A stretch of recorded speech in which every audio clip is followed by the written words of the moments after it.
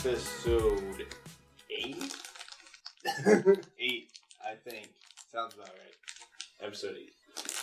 Do want to start off talking about the sad news about Roy Halladay. It was shocking and sudden. And watching him play was one of the best things ever. Yeah. I do want to say, I went to a few games where he pitched. He was a starting pitcher. And it was fantastic watching him pitch. I saw his last Twitter picture was his like a local team he coached won the championship. So it's really sad that he went so soon and so suddenly to doing something he loved. He flew a lot after he retired. So. God, I mean, enough to get his own private license. Like that takes a lot of hours. Yeah. So, well, it just shows the type of person he is. He's such a hard worker. Yeah. And dedicated to everything. So, I want to start off with that. I'd be ashamed as a Phillies fan to not say anything. Right. So, but into our main topic, we are talking tonight about. If you hear any yelling in the background, that is Robbie playing Xbox online. So hopefully you understand. We're talking about if coaches in any sport are held to too high of a standard, being the most recent one as a Florida fan, Jim McElwain being fired about halfway through the season, even though he's been coming off back-to-back SEC East. That's also hard to say. Yeah. SEC East titles. I mean, you got destroyed in Alabama in the championship game both years, but that's Alabama for you. So he got fired halfway through the season. Rough start. I think in that case, I find it commendable that he stuck to his gut with the suspended players. They got in trouble and they got suspended, and he chose to show them, like, hey, like, it's not going to work out every time, even though you're playing college football. Yeah. It's not going to work out every time. If you do something wrong, you're going to get punished for it. So I think in this case, I was shocked by it. Like, when I first saw it, I was like, wow, he already talked about firing him, and then it actually happened. And I know there's a lot behind the scenes that goes on, but I couldn't help but think, like, it seems really, like, sudden to fire him after 2 pretty good seasons. Not great. Yeah, but still good. That's the problem, though, because, like, when you have pretty good seasons in SEC country, it's kind of hard, and you're not getting the best recruiting classes either. You know, when you're in the state of Florida, the state of Florida has year in and year out has some of the highest rated football players in the country. They have this place called IMG Academy. Is one of the best high school football programs in the country. They actually recruit players from all around the country to come play at this academy. And the biggest where they send most of their recruits is to Florida State. Mm-hmm. To Florida State, to Miami, places like that. When you start to fall behind those 2 schools and those 2 in-state rivalries, it kind of makes sense. Yeah. You know, I mean, and granted, like I said, you made it to the you won the SEC East back-to-back years, but SEC East is... I know it's not great, but it's still, like, it's a division title. I feel like you can't... Granted, it is significantly worse than the West, and SEC as a whole has kind of fell. Yeah, because, like, who's the next best team in the East? Like, who's been the next best team in the East, like, the last few years, you know? Like, Georgia. Yeah, Georgia, but they've been kind of down. I mean, after they fired Mark Richt. Yeah, they had their ups and downs. Yeah, like, I'm not saying it's great, but I'm saying if you win, the Seahawks won the division at 7-9 and won a playoff game. Yeah, like, I know. But like you said, and oranges, but still, you win the division. You did well enough to win the division. You know. I don't know. I feel like there's some merit to doing that, but despite how bad your division is, like. I guess to kind of talk about it, I mean, in college sports, a lot is placed on the head coach because the head coach has to do so much, you know? Like the head coach has to it's a 365-day it really is season for a football coach as opposed to the NFL. I mean, you're still doing a lot every day as an NFL coach, but at the same time, you don't have to actively go ahead and recruit players to your team every single season to make sure that you're competitive every single year. And so I mean I can understand why they put a lot on these head coaches, and I can also see why a lot of these times when some of these coaches try and bend the rules a little bit, to kind of keep their advantage as well too, because so much is placed on these coaches that they kind of feel that they need if they kind of even feel a little bit like they're falling behind the next school up or something like that, they need to kind of do whatever they can to make sure they don't fall further behind or try and keep up or surpass the team ahead of them. So that's why you see a lot of these infractions and like these breakages of rules and things like that, is because a lot of these coaches are just trying to like do whatever they can. That's like kind of bending the rules, kind of find a loophole to kind of keep up with the schools, with all the other schools, to kind of keep up with an Alabama who's won 5 or 6 straight recruiting titles consecutively. I feel like that to hold somebody to the standard of Nick Saban at Alabama is unfair. Yeah. But like, I mean, that's like, I know you want to be the best and you want to do everything you can to be the best. Yeah. But I feel like that recruiting, like you were saying, bending the rules to get it, maybe becomes at too high of like maybe there's too much pressure. Yeah, like, exactly. You don't. I was told back in high school that high school and college coaches should be given 4 years, no matter what, to get the recruits, to build them, and to build the program when they come in. Right, and now you're seeing coaches fired after like 2 or 3 seasons. Yeah, the because coach, right? it's Charlie Strong. Charlie Strong was fired after 3 seasons, and it's because what he was left with was not a lot. He was not left with a lot of talent. Like that freshman class that he had when he first started there. I mean, you're seeing what they're coming back with. Like for the first year, like 33 years or something like that, Texas didn't have a single player that was drafted in the NFL draft. Wow. A few years ago. Yeah. That's how barren they were talent-wise. Which is crazy because they were so good. Yeah, they're so good. And again, that's another, you're in the state of Texas where you're expected to have some of the top recruits. Texas football is insane. So like they have a stadium it's in Allen, Texas that's bigger than most NFL stadiums and college stadiums. That's absurd. Granted, they paid like $80 million or something like that for the stadium, and they found like cracks in the foundation or something like that, like in the first season. But like that's beside the point. But yeah. So I mean, Texas is huge, and for them to like not to kind of fall behind all these other schools. And the biggest thing is and not a lot of people talk about this, but once Texas A&M left the Big 12 to go to the SEC, that kind of hurt Texas a lot. I personally think, because you're getting a Texas A&M school who, like, obviously in Texas, who's playing SEC programs. So you're saying that, hey, you're like Alabama, LSU, they're still pretty close enough and everything like that for families to come over and visit, go to a lot of their home games, away games, and things like that. And they still get to play a game in the state of Texas when they go back over and play Texas A&M. So that's kind of a big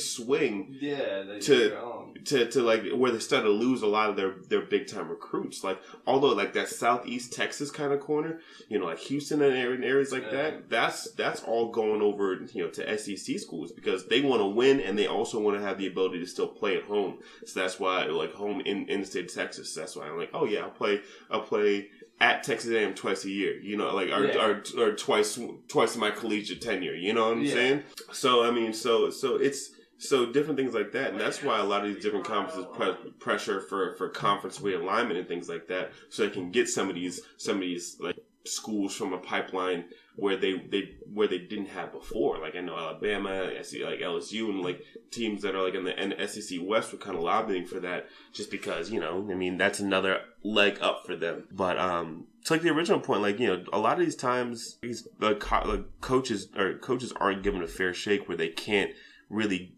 be in there long enough to really get their list of players and things like that. And it's tough. It's sad because you're expected to come in and change the entire culture. You go from a losing program, a not so great program. Like Florida with Will Muschamp was not good.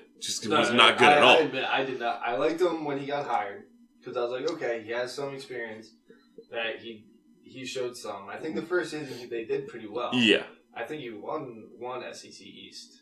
I believe so. His first or second year. But then after that, it was just constant downhill. Yeah, and because McElwain came in, and I was like, okay, the dude. I mean, Colorado State, I think. Yes, exactly. Yeah, Colorado State. Man, he had people getting drafted. He had kids getting drafted from Colorado State, which is not a common occurrence prior to that. No. Yeah, so he was an offensive minded coach, is what they wanted as well, because Will Muschamp. I mean, you're not putting a lot of points up. I mean, granted, it's really worked out for Georgia right now with hiring Kirby Smart, the former defense coordinator for Alabama. Yeah. But I mean, it's not always going to work out like that, and you're going to struggle. There's a chance you could struggle offensively, and that's tough. But I mean, it's interesting to see the kind of pressure that these coaches are under, and I can see both sides of an argument where they not like a certain amount of pressure should be placed on them because they're getting paid a lot of money when their players aren't getting paid anything. You know what I'm saying? So that's an issue that you can bring up. But at the same time, there's a lot of pressures to succeed, or you're out of the job quick, fast, and in a hurry. And they won't bat an eyelash. The boosters, because when I went to University of Michigan, we were talking to some of the locals up there, and one of the guys said that as soon as the attendance dips around 102,000 people, that's low for Michigan. 102,000 people. That's absurd. It's like Penn State too. Yeah, that's exactly. Exactly. When I went up there, it was 113,742 people that were in the stadium, and there was room for more people. There was room for a lot. There's a whole section that was in. You could have easily put 1,400 people up there. Jeez. Easily. But I mean, as soon because what the programs are looking for is money. So if your attendance starts to drop low, you kind of lose interest from within the fan base and things like that. It's kind of hard for people to come on out. I mean, and for the boosters and the program and the AD to kind of justify keeping you around. And I think in college there's a lot of pressure, but I think if you change the sport a little bit, if you switch a little bit to the NBA, where it's kind of like the elephant in the room, that there's going to be teams that are successful, right? Cavs, Warriors, Spurs, basically. Yeah.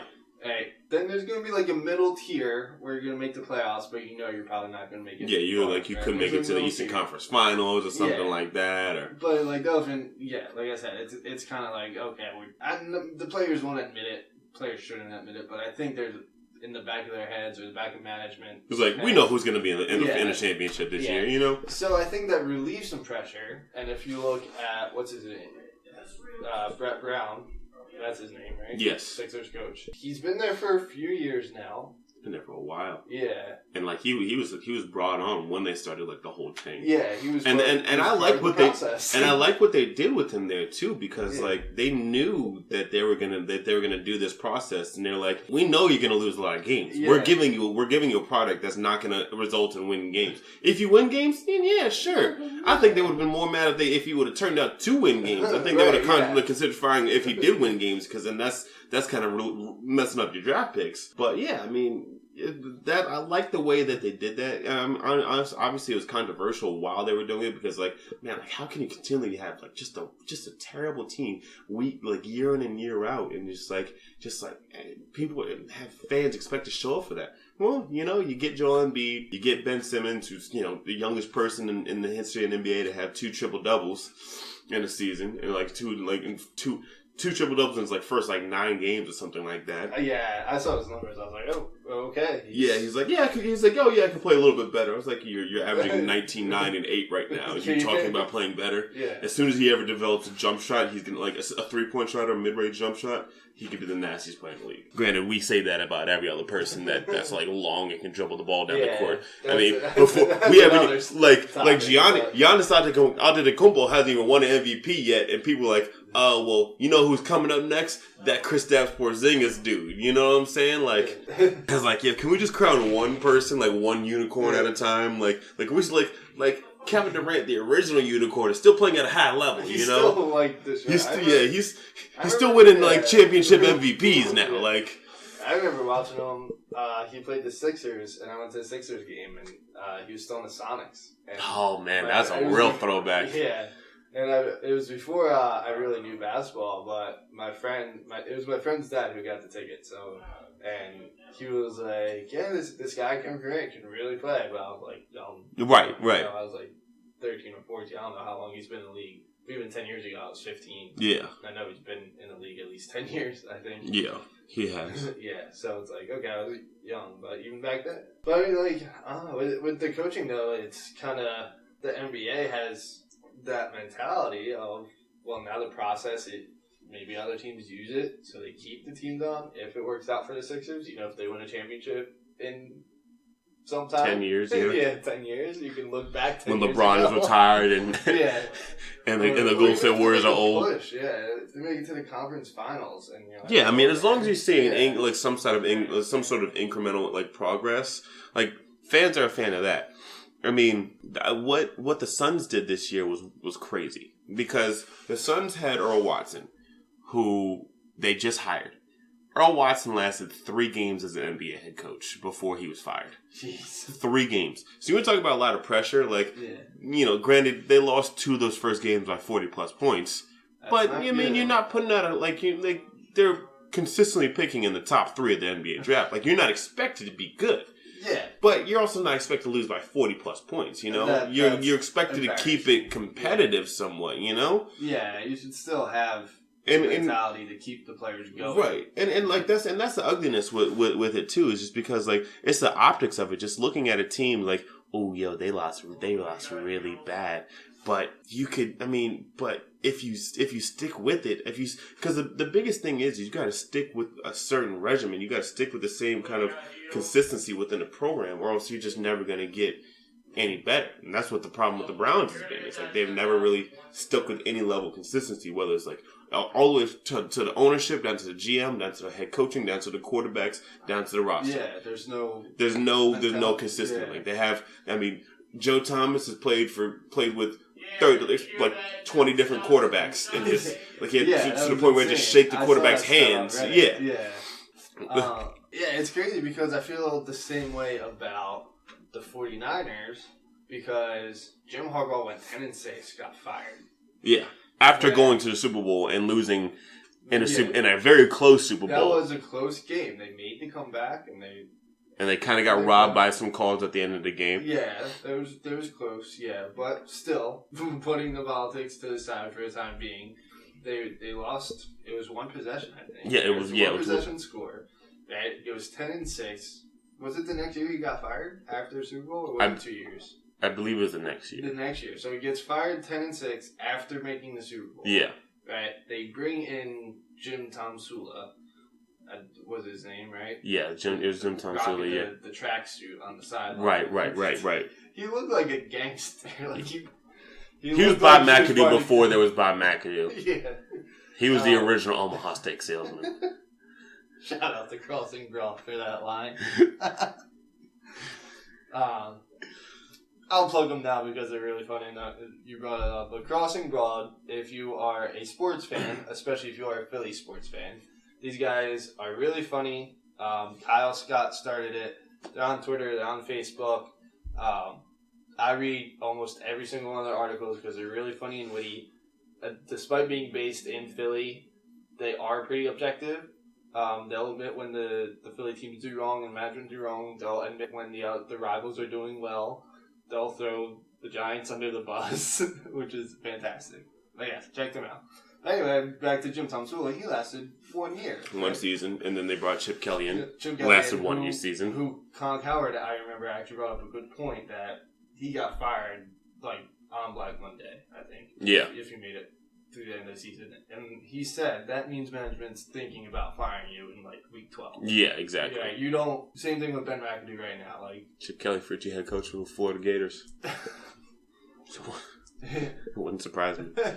If he decides to go back to college. Yeah. You heard it here on Sports Squad first. Chip Kelly to the Florida Gators. We have sources. If they don't get Scott Frost from Central Florida, I think they go after him. Because I don't think they're going to take Charlie Strong from South Florida.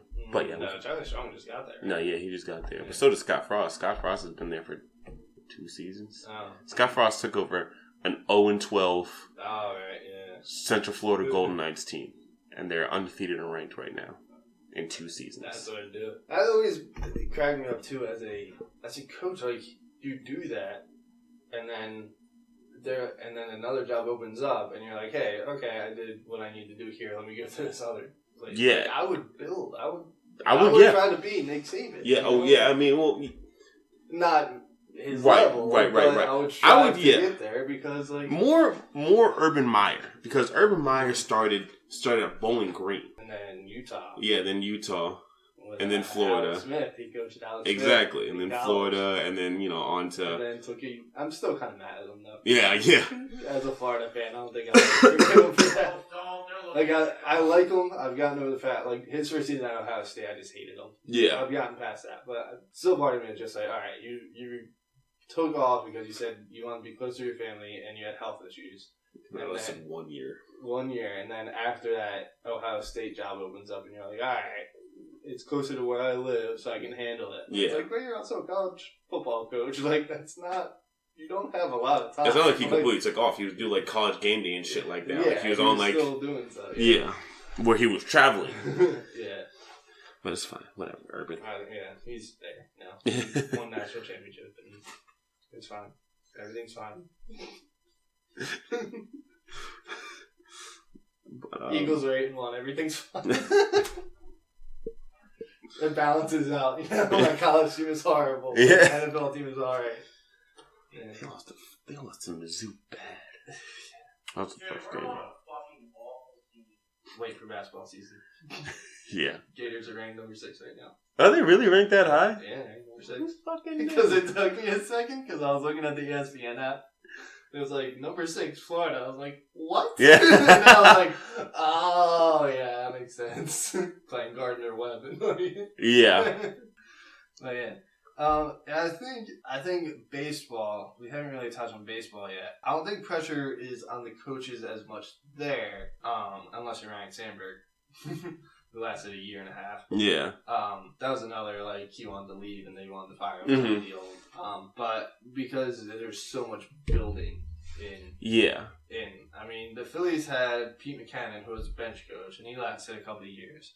But I don't think he was ever the long-term plan. They just hired a new guy from LA's front office. Right. So if they stick with him for like 3 or 4 years, they keep, Hoskins on the roster, they keep the young guys going through the system, J.P. Crawford gets called up, right? And they keep everyone in build. Baseball, 1, it's a long season, and 2, you have the farm system. Right. Right, so it's so much bigger than in other sports. So to overlook that, you kind of have to be like, okay, if you wait a year or two while we groom the next, Bryce Harper, let's say, or Mike Trout, right, get going. But then you have the Dusty Baker / Marvin Lewis make the playoffs every year, but you don't go anywhere in the playoffs. Right, exactly. At what point do you cut them off? Yeah, I mean, but like, it's interesting because with baseball, I mean, we saw we had 3 managers this year that were in the playoffs that all got fired, between Girardi from the Yankees, Red Sox, and Dusty Baker got fired from the Nationals too. So I think there is a level of pressure. I mean, because especially with all these big time programs too. You're looking at the Nationals, like, okay, we've stalled out in the ACLS or NLCS like year after year after year. I mean, we have the record, we have the pitching, we have the hitting, but we can't put it together when we get to the next level. Yeah. With the Yankees, that's a crazy media environment. It's kind of hard for anybody to thrive, especially for double-digit years. Which I didn't realize that Girardi was there for that long.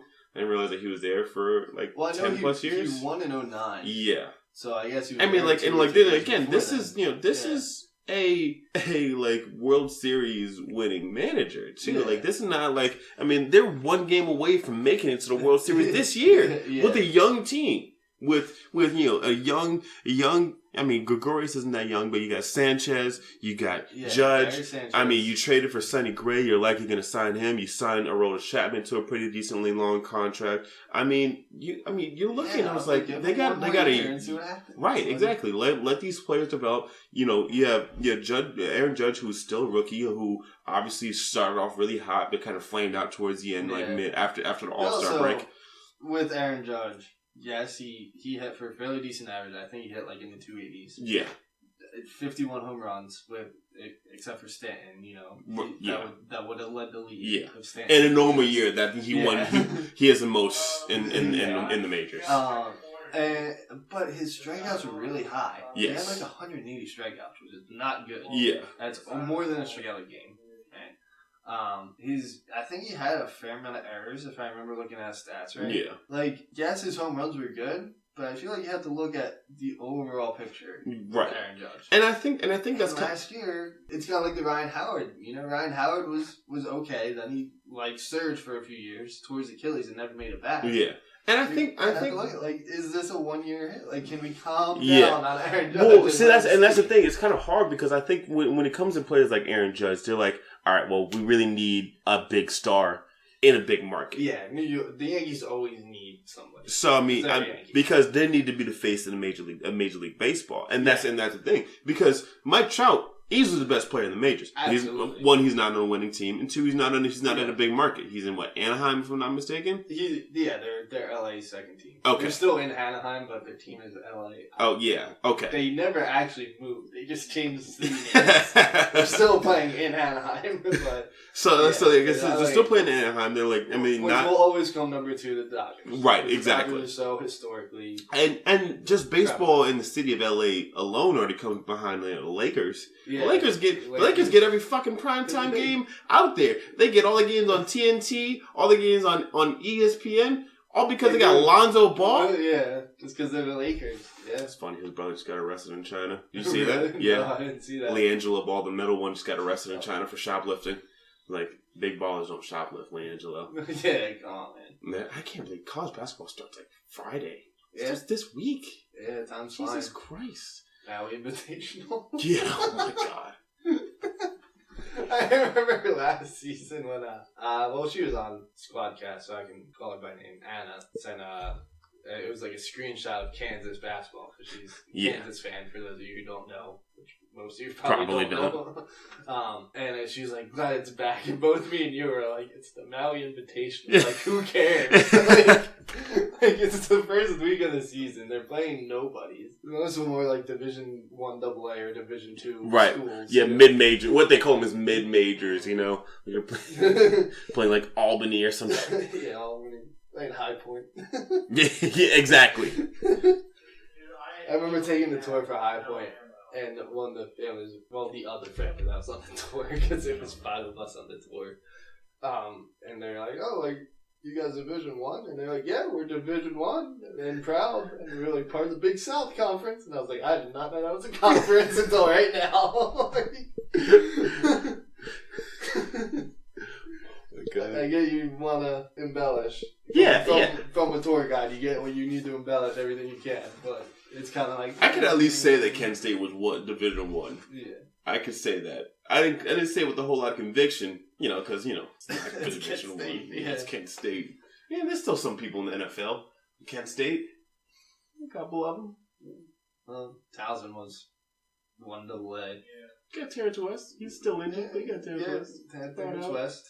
It was funny when I was doing tours, because when I went to Texas, was after that was the first year I did tours. Right. And so I would every time I talked about sports, I was like, yeah, we went to Texas, we played the national championship, I just went, like, it's somewhat recent.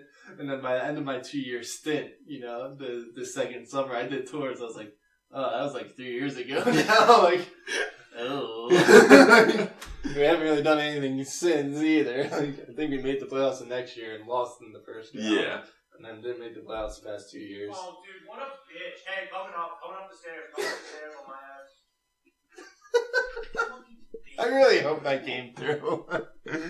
What is he playing? This is Battlefield 1. Oh, okay. I think he normally plays that, and he gets really angry at that. I will explain post Sports Squad. But yeah, I hear that a lot now. Son of a bitch! But yeah, I mean, back to the original question at hand. Back to kind of got sidetracked a little bit. But yeah, I mean, especially, I think it's more prevalent within college athletics. Oh yeah, college is definitely. I mean, which is I want to say Jay Wright has somehow survived because he goes up and he makes a tournament every year. Yeah, he usually wins their conference every year, but. Last year he was out in the round of 32. Right. The year before they won. The year before that they're out in the round of 32. He's very up and down once he hits the tournament.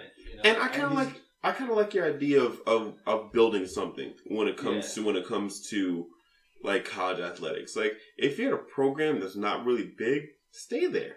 I mean, look at what the coach. I can't remember the coach's name off the top of my head. But the coach at Wichita State for college basketball. Yeah. I mean, he stayed there. I mean, and he's consistently got big recruits into the state of Kansas after after Kansas the Jayhawks take all of them and everything like that. But he's done a very good job. Mark Few up at Greg Marshall. That's it. Greg Mark Few. Thank you, Google. They're ranked number 7 this year. Yeah, exactly. Going into the season, that's why you stay. Because you can get big time recruits. I mean, you can really develop a program. I mean, even after Shaka Smart left Virginia Commonwealth, they still make it to the tournament. They're still making it to the tournament, and Texas isn't. You know what I'm saying? And Texas is getting legitimate recruits, and they're not making it to the tournament. But I was shocked at him leaving VCU. I thought he would. I thought he was going to stay. Yeah. But I mean, there's at some point you just look crazy just turning away certain millions of dollars. Well, sometimes if you're at VCU and but I mean look at Mark Few. Mark Few is a head coach up at Gonzaga. Yeah, and you think he's made it to the tournament 18 straight years or something like that? Finals last year? Yeah, made it to the finals last year, and I mean he's consistently getting big time recruits in Spokane, Washington, where you don't expect big time people like the legitimate players to get competing with the West. Yeah. I don't know how much, but UCLA and Cal and others. Oregon, Oregon's pretty. Arizona's always really pretty good too. Arizona, and they're gonna choose to go to Gonzaga. Yeah, but like I said, the stress that college coaches really go through is probably the biggest. It's tough. I mean, like I said, you also have to still keep intact and still keep up with what these 17-year-old kids are like these days. 17-year-old kids are assholes. Put it lightly. They are. And you have to go into their residence and really suck up to them and kiss their ass and then continue to kiss their ass and then tell them that this is gonna be great and then you finally get them on there and then you can start treating them like shit and it's fine and that's what John Calipari does best. He does that better than anybody else in the goddamn country. He's got 4 or 5. He's got 20 freaking 5-star recruits on his roster right now. He's gonna do a platoon. Yeah, all gonna be. Awesome. They almost had one dude go none and done. His name is Hamidou Diallo. Where he was able to graduate high school early and then come play for Kentucky midway through the season, but he never started a game. But he was yeah, I'm still gonna leave for the draft anyway. But then he's never mind. Yeah. Yeah, exactly. I mean, Thon Maker was crazy.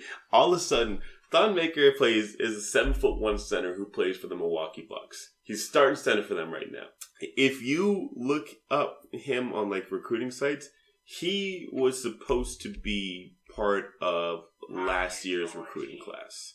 So he was supposed to be drafted with Lonzo Ball and Markelle Fultz and all of them. He was drafted in the same class as Ben Simmons. I don't know how. They lost his birth certificate somehow, so they didn't know how old he was initially. Then they figured out he was 19 years old instead of 17 years old. And then he's yeah, I'm just gonna say I'm not gonna commit to anybody. I'm just gonna go straight to the NBA and not commit to anybody. And he got drafted 10th overall in the lottery. Nobody ever saw him play a single college game. That's absurd. That's insane. They just saw him. They just seen some highlights. The main highlight was him crossing up a dude and drilling a 3-pointer, and that's not really something you see a lot of out of a 7'1" individual. And that was that, and that was crazy.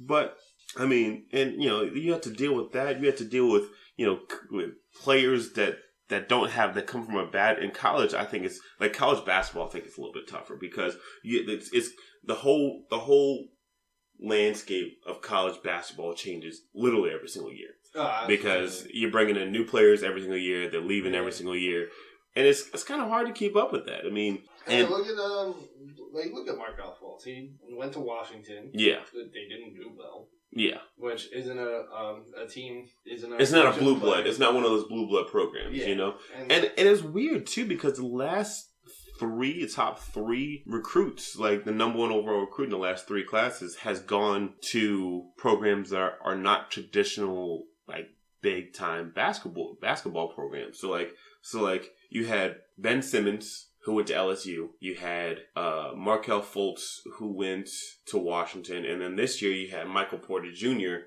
who went to Missouri. So you have really weird stuff like that where, I mean, you're like, oh yeah, I'm gonna be a top tier program. I'm gonna be great and everything like that. And then you have certain programs where like with Michigan, or not Michigan, but with Missouri and Washington and LSU, with those three programs where they get the top overall recruit, and they're like, oh, well, yeah, this guy's supposed to turn my whole program around. We're supposed to win all these games, supposed to make it, be a high seed in the tournament and everything like that. And then make it to the NIT, you know what I'm saying? Yeah. And then it's kind of then there's then it comes back oh, you're a bad coach because you couldn't get the number one overall player in the country to go to the NCAA tournament. Yeah. They're playing in the CIT or the friggin' NIT. So it's really tough when you get thrusted like one of those big time recruits, like when Ben Simmons went to LSU, people were like, wow, they're not good. They're not coaching is bad. They look kind of disjointed. I mean, they don't. It doesn't look like they're all together and everything like that. And it's like, well, yeah. I mean, he's got a superstar player mixed with all these other kind of okay players, you know. And then superstar player is gonna superstar, but he can only do so much when everybody else on the team is really not doing a whole lot, you know. Yeah. So it's tough. But I mean, like I said, but that's why you get a lot of these scandals because every coach is trying to do the next big thing to make sure that their program is the best. Look at Patino over at Louisville, who, I mean, he's done a lot. I mean, selling basically paying these women. He didn't know about it. Air quotes for those people who can't see. I feel like in college, that's the worst excuse. You didn't know. You're the head coach. You're kind of supposed to know these things, you know? If you didn't do it, you should still know it's happening. Yeah, exactly. That's the worst thing you could say. I don't know what's worse. You letting it happen or you pretending that you did, you not knowing this is happening at your own program because you're the head coach. You're supposed to know everything, all the ins and outs, what's happening with your team specifically. Especially in college basketball, you're doing with 15 kids?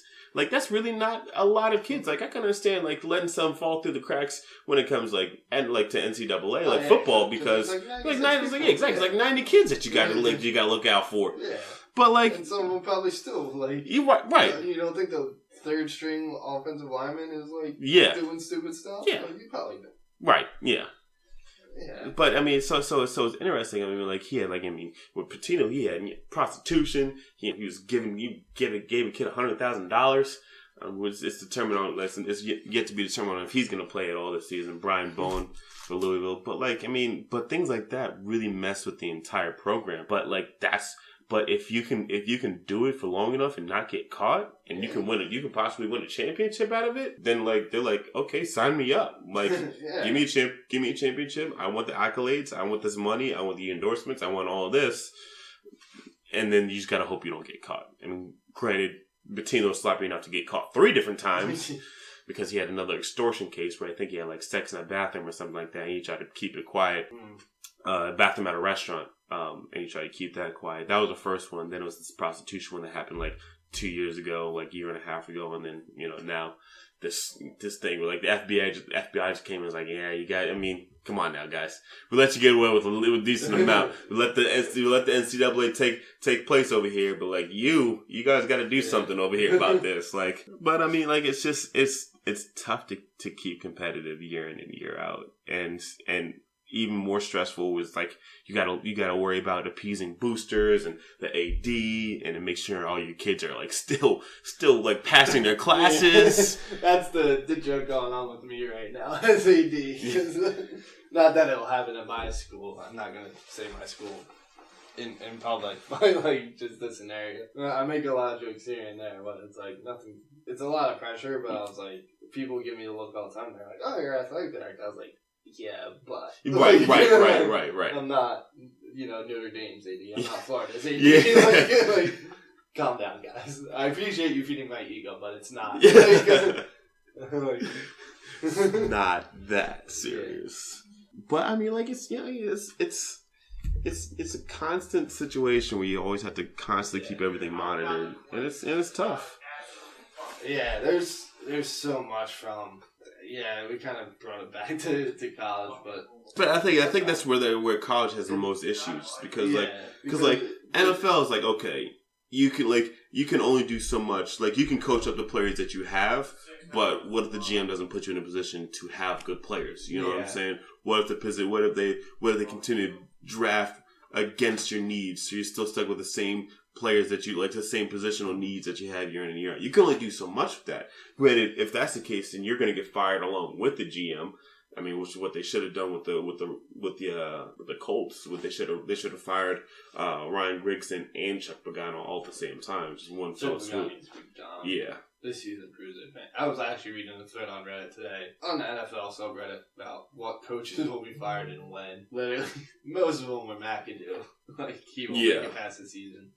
But other Pagano, I think Pagano should have been fired like 2 years ago, honestly. Yeah, they kept him around because of the cancer. Yeah, but without Andrew Luck, that entire franchise is quarterback, first Manning, and now Luck. It's like, if you don't have him playing, you don't have anybody else. Yeah, and like that was crazy to see too, because like they had, Peyton Manning was out the entire season. I think they went 2-14 and had the first overall pick in the draft. Yeah. But then traded Peyton Manning. Did they trade him or did they just let him go? I think they let him go. Which is stupid. I think his contract was up. And just like, well, we're going to draft him more overall. Yeah, Andrew Luck is here. I mean. Yeah. That was the whole debate. Do you have Andrew Luck sit? Yeah. And so they had Andrew Luck. Andrew Luck comes in and then they're instantly a playoff team again. And they're not a talented team. Like he turned T.Y. Hilton into an all-star wide receiver, and T.Y. Hilton was a third-round draft pick out of Florida International. And you see what happened in the AFC Championship game when they played the Patriots. Yeah, I mean they got blown out because there's a huge talent differential. Yeah, you just saw that coming a mile away. I was like, you don't have no chance of beating the Patriots in the AFC Championship in New England. Yeah, this isn't going to happen in a rainy day. Yeah. Where you're a pass-happy offense and you don't have the offensive line to run the football, and your running back is a 38-year-old or 30. I don't even know how old he is, but he's old as shit. Frank Gore. He's still playing. Yeah, he's still playing, and he's still the leading rusher on that team. Yeah, he's still competing with Marlon Mack, but I mean, he's still the leading rusher for the most part. Yeah, but I mean, it's tough. I mean, like I said, if the GM is not putting you in a situation to win. And like to really draft players that put you in a winning position, it's really not really much you can do, Yeah. So that's why I think there's a little bit less stress. Obviously, there's still stress when it comes to. Yeah. Well, I think college has. We're at 45 minutes. College has the fan base too. Like if Nick Saban loses like even 3 games next year. Which you won't. Yeah. But hypothetically, if he did, like, Alabama would run him out of town, right? And similar thing happened to, what's his name, Auburn coach, Gene Chizik, yeah. Yeah, he did beat Alabama in the Iron Bowl, which is huge. Yeah. He won the championship that year, too. Yeah, well, did he? Yeah, with Cam Newton. Oh, yeah. I forgot that was that long ago. Yeah. And then he made it again. He lost to Florida State that 1 year, right? Was it still him then? Or was it Gus Malzahn? I think that was Gus Malzahn. Was it Gus Malzahn? I could be wrong. Yeah, they need to stop getting coaches with Z's in their last name. But yeah, like, and it kind of, you have one bad year and you have such a prolific program. Yeah. The NFL doesn't really have. I mean, the big markets do. Like New York and Philly and Dallas. Yeah. And I gotta go. I'll see you. Boston. But Boston's in good shape. Yeah. And Bill Belichick proves he can coach without Brady. Yeah. I.e., the reference to the Matt Castle theory. Yeah. Yeah. So it's kind of like college has that huge. 3-1 with Garoppolo and Jacoby Brissett. Yeah. So. Like right now, do they have a backup quarterback as of this moment? Brian Hoyer. They signed him? Yeah. Signed Brian Hoyer. So yeah, I think that's a factor too. Yeah. I mean, it's like I said, it don't make sense. Yeah. But I mean, it's stressful, and I know I wouldn't want to be a head coach. I think the whole point is college. Give me like strength and conditioning coach. That's what I'll do. Yeah. Like head recruiting coordinator. That's what I'll do. Yeah. So all right. Well, I think that sums it up. Unless you have any last thoughts. No, that's episode something. Episode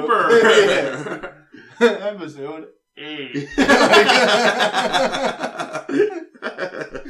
Or not.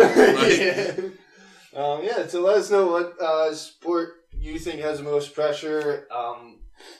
What can be done? Do you agree with or disagree with what's going on right now in the coaching game, I guess? So that is it for SportsSqwad. SportsSqwad out.